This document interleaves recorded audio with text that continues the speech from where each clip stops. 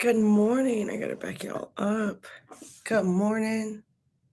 I feel like my face is gonna look like this.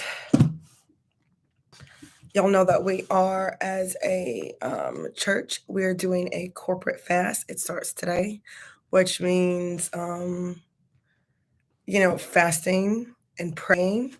For me, that means crying also, so just get used to this, okay?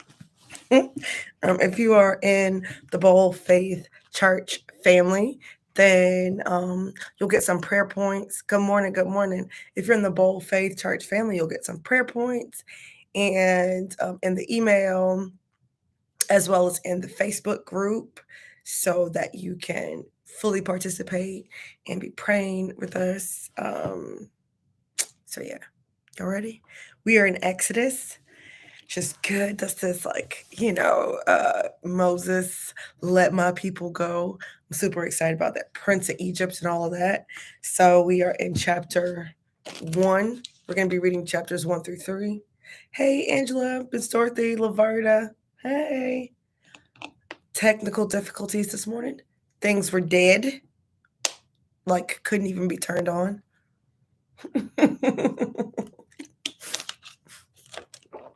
What are you going to do? All right. Exodus chapter 1. These are the names of the sons of Israel, that is Jacob, who moved to Egypt with their father, each with his family: Reuben, Simeon, Levi, Judah, Issachar, Zebulun, Benjamin, Dan, Naphtali, Gad, and Asher. In all, Jacob had 70 descendants in Egypt, including Joseph, who was already there. In time, Joseph and all of his brothers died, ending that entire generation. But their descendants, the Israelites, had many children and grandchildren. In fact, they multiplied so greatly that they became extremely powerful and filled the land. Eventually, a new king came to power in Egypt who knew nothing about Joseph or what he had done. He said to his people, "Look, the people of Israel now outnumber us and are stronger than we are. We must make a plan to keep them from growing even more. If we don't, and if war breaks out, they will join our enemies and fight against us. Oh, excuse me. They will escape from the country. Then they will escape from the country." Verse 11. So the Egyptians made the Israelites their slaves. They appointed brutal slave drivers over them, hoping to wear them down with the crushing labor. They forced them to build the cities of Pithom and Ramesses as supply centers for the king. But the more the Egyptians oppressed them, the more the Israelites multiplied and spread, and the more alarmed the Egyptians became. So the Egyptians worked the people of Israel without mercy. They made their lives bitter, forcing them to mix mortar and make bricks and do all the work in the fields. They were ruthless in all their demands. Then Pharaoh, the king of Egypt, gave his order to the Hebrew midwives, Shiphrah and Puah: "When you help the Hebrew women as they give birth, watch as they deliver. If the baby is a boy, kill him. If it is a girl, let her live." But because the midwives feared God, they refused to obey the king's orders. They allowed the boys to live too. So the king of Egypt called for the midwives. "Why have you done this?" he demanded. "Why have you allowed the boys to live?" "The Hebrew women are not like the Egyptian women," the midwives replied. "They are more vigorous and have their babies so quickly that we cannot get there in time." So God was good to the midwives, and the Israelites continued to multiply, growing more and more powerful. And because the midwives feared God, he gave them families of their own. Then Pharaoh gave this order to all his people: "Throw every newborn Hebrew boy into the Nile River, but you may let the girls live."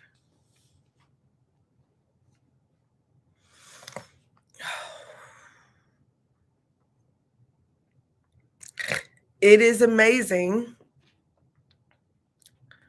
And I know that you probably right now are thinking like you can't identify with Pharaoh, right? Like you've never had people killed and you wouldn't do that and it's still heinous. I know, right? But when we read the Bible, I always right, I always want you to read it from everyone's perspective, right? And maybe not in such an extreme fashion, but just read it from everyone's perspective. So I wonder when fear has caused you to mistreat someone.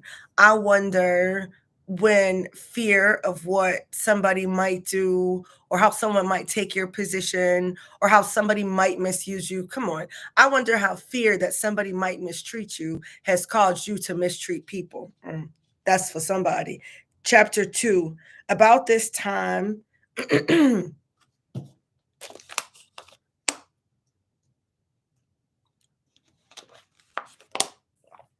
About this time, a man and woman from the tribe of Levi got married. The woman became pregnant and gave birth to a son.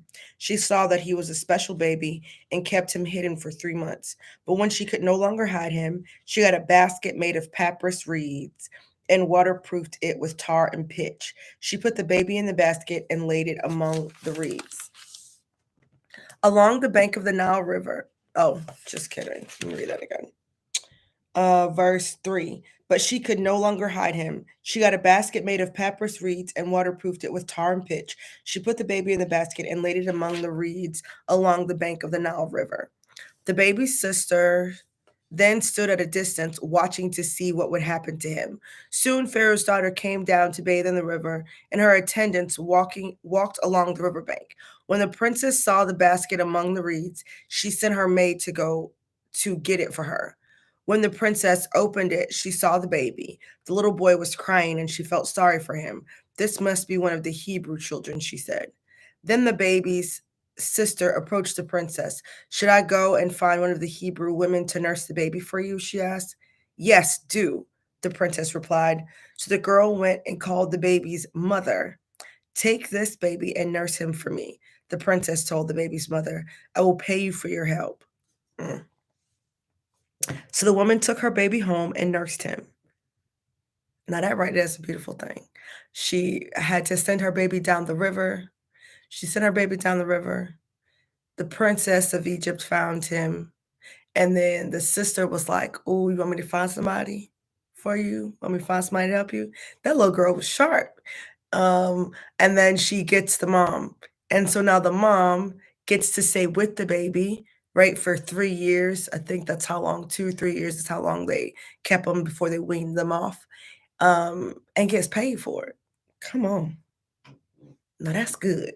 That's the Lord right there. Um, Verse 10. Later, when the boy was older, his mother brought him back to Pharaoh's daughter, who adopted him as her own son.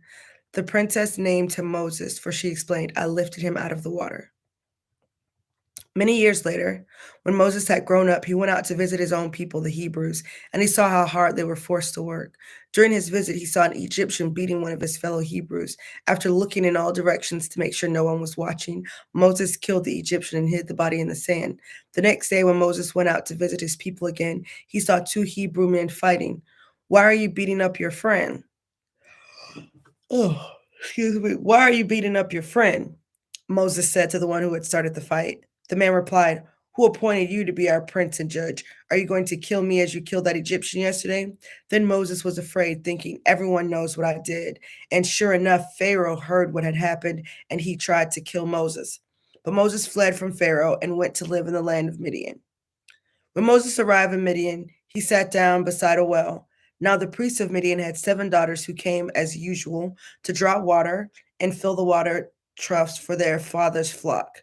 But some other shepherds came and chased them away. So Moses jumped up and rescued the girls from the shepherds. Then he drew water for their flocks. When the girls returned to rule their father, he asked, why are you back so soon today? An Egyptian rescued us from the shepherds, they answered, and then he drew water for us and watered our flocks.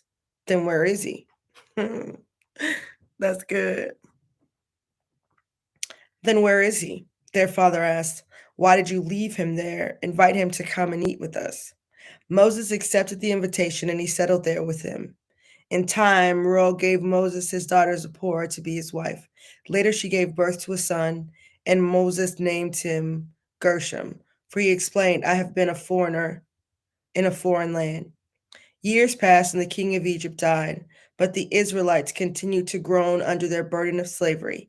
They cried out for help, and the cry rose up to God. God heard their groaning, and he remembered his covenant promise to Abraham, Isaac, and Jacob. He looked down on the people of Israel and knew it was time to act.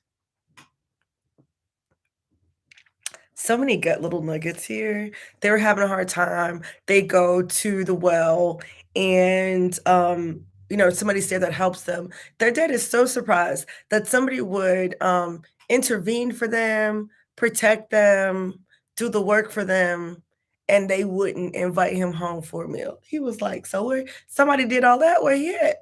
Why y'all ain't invite him in for a meal?" This expectation of hospitality is one uh, that is a part of their custom. It's a part of their culture. This idea of hospitality, that level of hospitality. It is why we see, the guy who finds, is it Isaac? I think Isaac, the guy who finds Isaac's wife is like, "Oh, can you give me something to drink? And if she says, I'll do this and this, then I know that the Lord has favor." Because hospitality was a big thing. It was a high value, big thing. It was a value. Hospitality was one of their values. And so you can see the dad's like, "Girl, it usually take y'all all day, and y'all ain't invite the boy home for a sandwich." Mm-mm. Love it. I also love, this is the NLT version. It says, verse 25, verse 24, God heard their groaning and he remembered his covenant promise to Abraham, Isaac, and Jacob. He looked down on the people of Israel and knew it was time to act. Even a little bit further up, verse 23, but the Israelites continued to groan under their burden of slavery. They cried out for help and their cry rose up to God. It kind of makes it seem like, the Lord was busy and the children of Israel were in Egypt and they were crying out, and they had been crying out, but now they were crying out so much that God could finally hear them. And then he remembered them, like he forgot them. And then he remembered them and then decided to go and help him. That's kind of how it reads a little bit. I really need to, I'm going to write this on a little post-it, because I really want to look at this word remembered, because I see that a lot. Does that make y'all, that's not curious to y'all? It's very curious to me. Remembered. And this isn't going to be in the Hebrew. Because one, God doesn't forget. So I think it's interesting that the word remembered is there. And also, if you go back, a few generations, God told God told Abraham, I think he told Abraham, yes, God told Abraham that his people would be slaves in a foreign land for 400 years. He told them that before Abraham had, Isaac, and Isaac had Jacob, and Esau, and Jacob had all them kids. And then Joseph went to Egypt. Like, God told him this long before they ended up in Egypt as slaves, that they would be slaves in a foreign land for 400 years and they would be treated harshly, but for him not to worry. I don't know why he would tell him not to worry, but, just telling them, don't worry, because I'm still going to get your people out. So I think the word remembered is very curious. And so I would just look that word up, me personally. All right, we're in chapter 3. One day, Moses was tending the flock of his father-in-law, Jethro, the priest of Midian. He led the flock far into the wilderness and came to Sinai, the mountain of God. There the angel of the Lord appeared to him in a blazing fire from the middle of a bush. The angel of the Lord. So in Courageous Disciples membership, and if you're not in the membership, you can get in the membership anytime. It's a monthly membership. You can pay by the month, or you can get 2 months off by paying for the year. It's a great way to, get in a community and get some training, not just in Bible right? But in study methods, study skills, great community conversation, discussion, encouragement. There's momentum in there. That's another reason to join, because there's momentum. And sometimes it's like, yes, I'm going to study my Bible. I don't necessarily need community, but it's much more exciting with community because it's good to see like what other people are studying and how other people are doing it, right? And so there's momentum. So last night we had our training. We had our monthly training last night, which was great. And I forgot where I was going with this. We talked about something. Oh, we talked about the word angel. We talked about translation and transliteration and the difference and understanding the difference, and the word angel meaning messenger, because, or message, right? Messenger, message. And so when I read it, it makes me want to look up angel again too, right? Like, let me write that down. I got time today. So when I read there, verse 2, there the angel of the Lord appeared to him in a blazing fire from the middle of a bush. There the angel of the Lord. So now I want to know, was it a heavenly being? I can tell in the burning bush it wasn't a human being with the heavenly message. Is it just message here? Right there, the angel, there, the message. Could I translate that way? I'm not saying, I'm just asking. There, the message of the Lord appeared to him in a blazing fire from the middle of a bush. Who is the messenger of the Lord? I'm just saying. Moses stared in amazement. Though the bush was engulfed in flames, it didn't burn up. This is amazing, Moses said to himself. Why isn't that bush burning up? I must go see it. When the Lord saw Moses coming to take a closer look, God called to him from the middle of the bush, Moses, Moses. Here I am, Moses replied. Do not come any closer, the Lord warned. Take off your sandals, for you are standing on holy ground. I am the God of your father, the God of Abraham, the God of Isaac, and the God of Jacob. When Moses heard this, he covered his face because he was afraid to look at God. Then the Lord told him, I have certainly seen the oppression of my people in Egypt.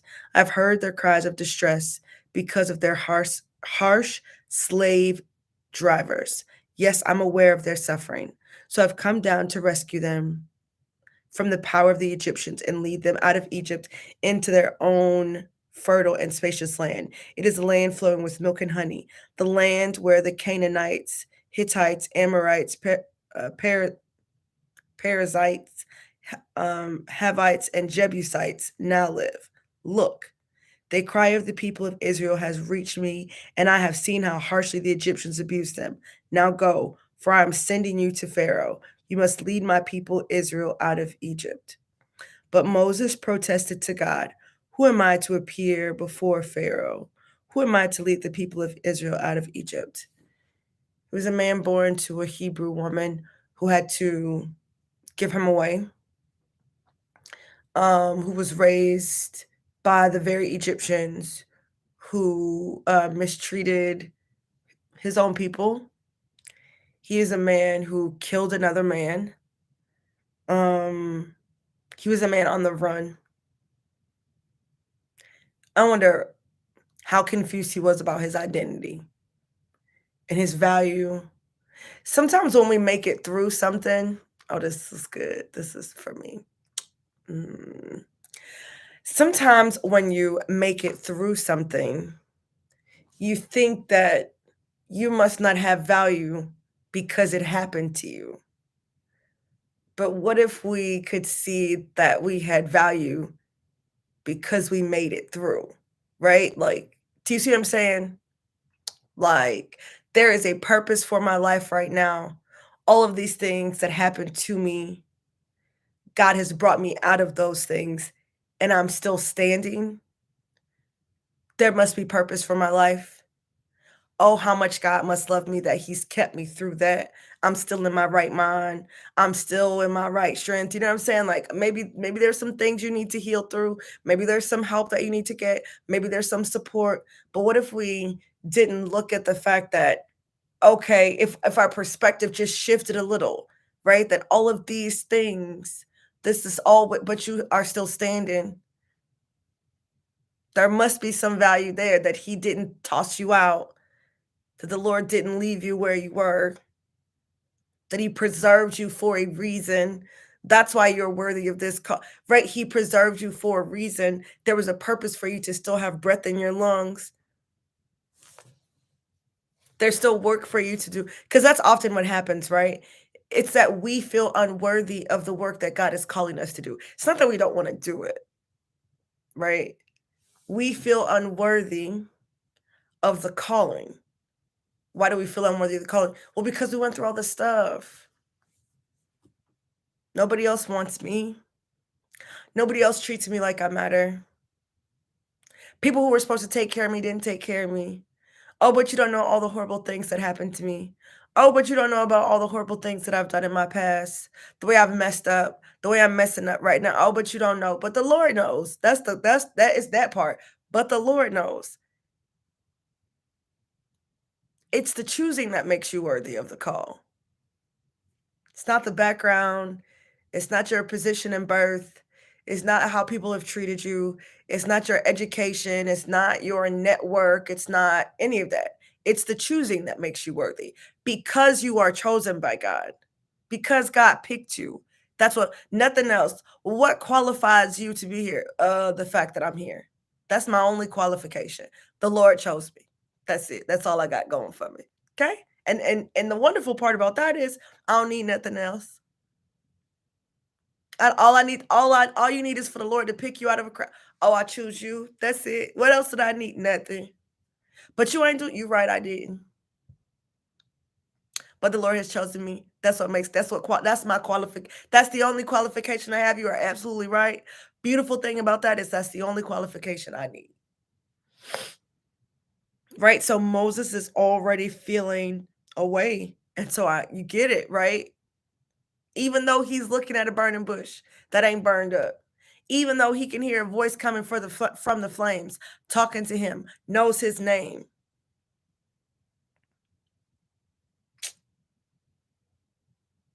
Verse 12, God answered, I will be with you, and this is your sign that I am the one who has sent you.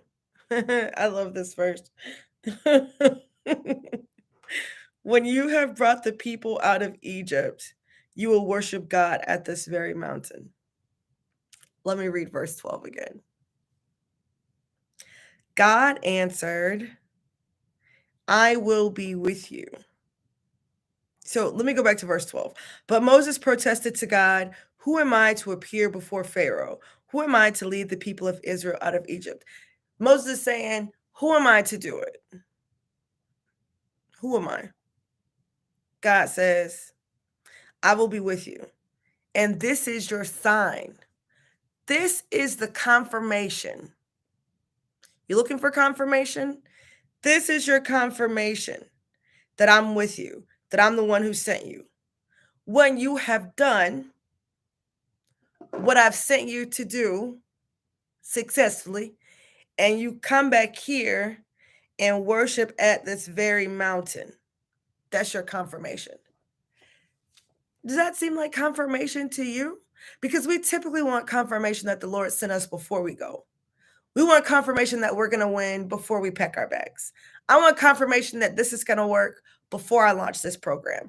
I want confirmation that this is going to work before I enroll in the program. I want confirmation that this is going to work before I pay for training. I want confirmation that this is what God has called me to do before I quit my job. I want confirmation that the Lord is going to do his thing before I decide to stay in the marriage. I want to know that God is going to do his thing before I start giving 10%. I want to know that God is confirming. I want God to confirm this before I put more money in the collection plate. I want to know that God is confirming this before I decide to fast. I want to know that you've really sent me to do this before I send that text message. I want to know that you're sending me to do this before I hit that live button. I want to know that you're telling me to do this before I commit to this church. I want to know that you sent me. I want to know these things before I do it. But God is saying the confirmation is that after you complete, the confirmation is that it's going to be when you complete what you've done, what I told you to do, and you come back here, that's how you're going to know. When you actually have a 6-figure business, that's how you'll know I sent you. So, but you want me to quit my job? But that's my confirmation. When you get married, that's the confirmation that you was supposed to date them. But I can't get confirmation before I go on this date. Before I get on this app, I can't get. No, I sent you. I'm telling you. He's telling you. It's crazy. Verse 12, I love it. Verse 13, but Moses protested. Sounds like us. But Moses protested, if I go to the people of Israel and tell them, the God of your ancestors has sent me to you, they will ask me, what is his name? Then what should I tell them? God replied to Moses, I am who I am. Say this to the people of Israel, I am has sent me to you. God also said to Moses, say this to the people of Israel, Yahweh, the God of your ancestors, the God of Abraham, the God of Isaac, and the God of Jacob has sent me to you. This is my eternal name, my name to remember for all ages. Now go and call together all the elders of Israel. Tell them Yahweh, the God of your ancestors, the God of Abraham, Isaac, and Jacob has appeared to me. He told me, I have been watching closely and I see how the Egyptians are treating you. I have promised to rescue you from your oppression in Egypt. I will lead you to a land flowing with milk and honey, the land where the Canaanites, Hittites, Amorites, Perizzites, Hivites, and Jebusites now live. The elders of Israel will accept your message. Then you and the elders must go to the king of Egypt and tell him, the Lord, the God of the Hebrews, has met with us. So please let us take a 3-day journey into the wilderness to offer sacrifices to the Lord our God. But I know that the king of Egypt will not let you go unless a mighty hand forces him. You ever been told to do something by God, right? You've been told to do something by God, and you feel like it's from him. You feel like he told you to say what you said. You feel like he told you to do what you did. And then you did it, and things just went left. And you start to think like, maybe the Lord didn't tell me. He's saying, right, because if the Lord had told me, it would have worked out. God is telling him right now, I want you to go and talk to him. I want you to go and say all of this to the people, and I want you to go and tell Pharaoh this. Gave him a whole script, but they ain't gonna listen. I'm the one telling you, and I'm telling you that he's not gonna do it. Verse 20, so I will raise my hand and strike the Egyptians, performing all kinds of miracles among them. Then at last he will let you go, and I will cause the Egyptians to look favorable on you. They will give you gifts when you go, so you will not leave empty handed. Every Israelite woman will ask for articles of silver and gold and fine clothing from her Egyptian neighbors and from the foreign women in their houses. You will dress your sons and daughters with these, stripping the Egyptians of their wealth.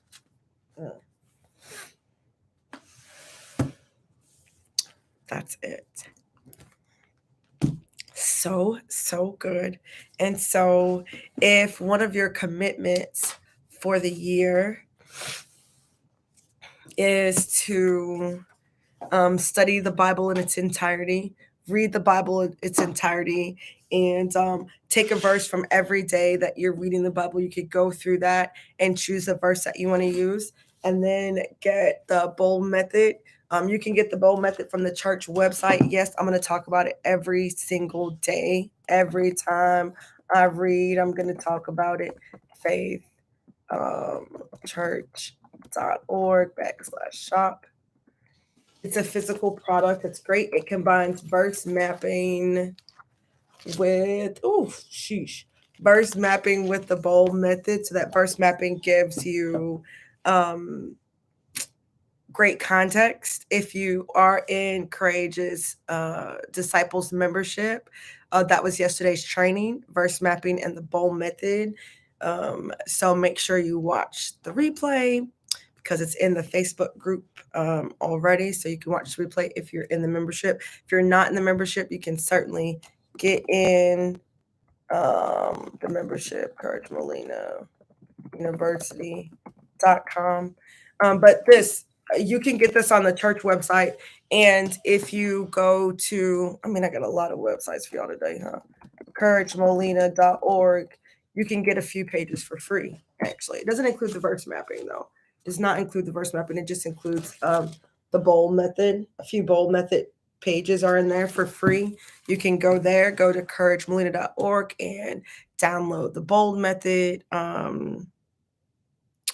it tells you exactly how to do it, and then it gives you a few pages for you to use. If you are deciding to, study one verse at a time, you can get the bold method pages or get the journal. And if you're ready, like if you've made a goal this year, which I haven't really talked about, but I guess I could, if you made a goal this year to, study the word and just grow in your faith, right? It means that I'm going to increase or practice some spiritual disciplines this year that maybe I haven't practiced. Maybe I'm going to add a new spiritual discipline. And a great place for you to do that is with the disciples, Courageous Disciples. It's an amazing group of women. We meet once a month on a Zoom, and I do a training. There's also a study with me session once a month. Also, discussions are happening in there, just all the things. So you don't want to miss it. Join us if that's what you are looking for. And I'll see you guys tomorrow. I'll be sure to charge my phone and computer so that we are on time and ready to go at 7 a.m. It's so dark in the morning, the time just gets away from me. So sorry. All right, I love y'all. And I'll see y'all tomorrow. No, 224. You caught that, did you?